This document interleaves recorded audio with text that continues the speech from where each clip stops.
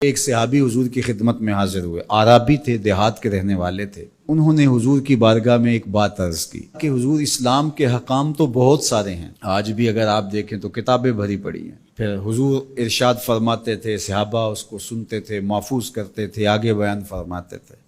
ان کا بہت سارے احکام ہیں اسلام کے، میں ایک دیہاتی شخص ہوں، مجھے کوئی ایک بات ارشاد کر دیجئے جو میرے لیے کافی ہو۔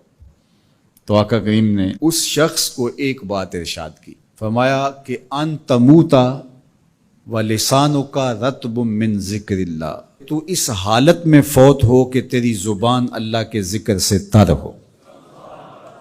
100 باتوں کی ایک بات ارشاد فرما دی، ان تموتا ولسانک رطب من ذکر اللہ، تو اس حالت میں انتقال کرے کہ تیری زبان اللہ کے ذکر سے تر ہو۔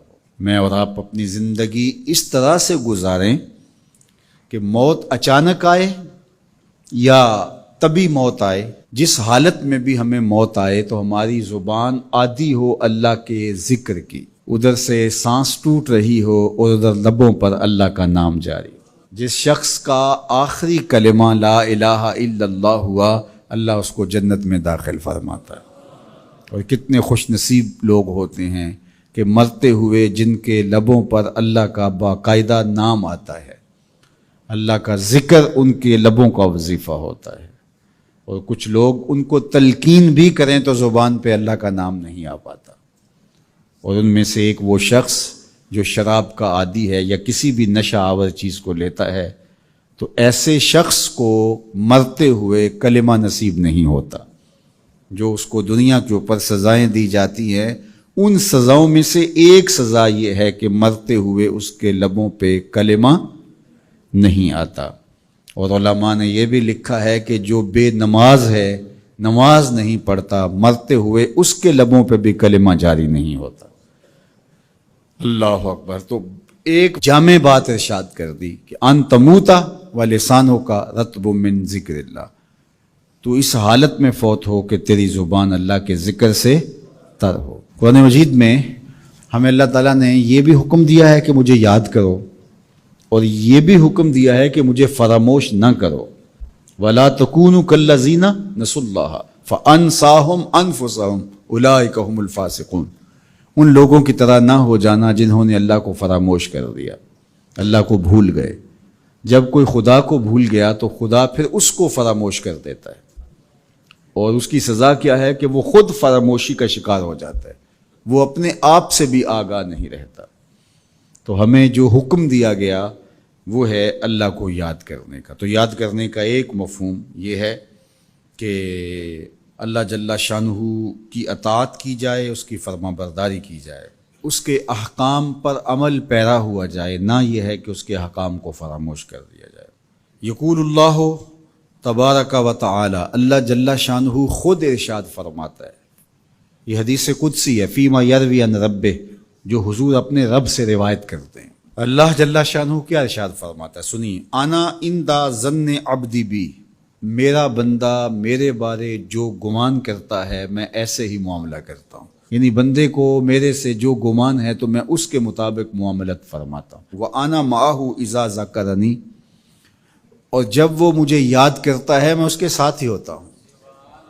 جب میرا بندہ مجھے یاد کرتا ہے تو میں اس کے ساتھ ہوتا ہوں۔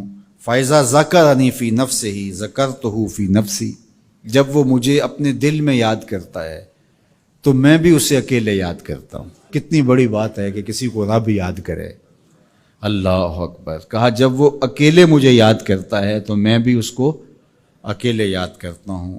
وَإِن ذَكَرَنِي فِي مَلَئٍ ذَكَرْتُهُ فِي مَلَئٍ خَيْرٍ مِّنْهُمْ، اگر وہ مجھے مجمع میں یاد کرتا ہے، لوگوں کے ہجوم میں یاد کرتا ہے، تو میں بھی اسے مجمع میں یاد کرتا ہوں جو اس مجمع سے بہتر ہے، اس اجتماع سے بہتر ہے۔ یہاں نیک بد گناہ گار سارے طرح کے لوگ ہیں، لیکن میں فرشتوں کے اجتماع میں یاد کرتا ہوں۔ اللہ اکبر۔ کیا منظر ہوتا ہوگا کہ جب اللہ فرشتوں میں کسی بندے کو یاد فرما رہا ہو، اللہ اکبر۔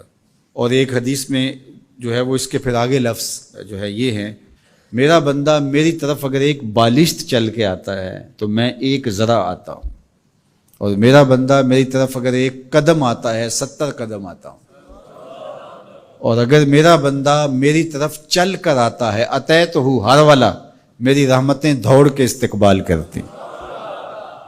اللہ اکبر. تو کتنی کرم نوازی ہوتی ہے جو اس کو یاد کرتا ہے. تو یاد کا چراغ کبھی بھی بجھنا نہیں چاہیے.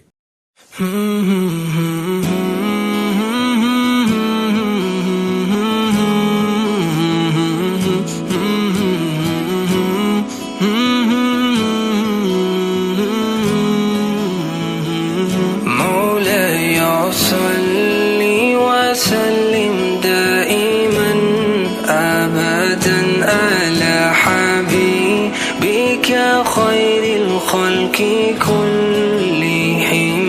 مولاي صلي وسلم دائما أبدا على حبيبك خير الخلق كلهم.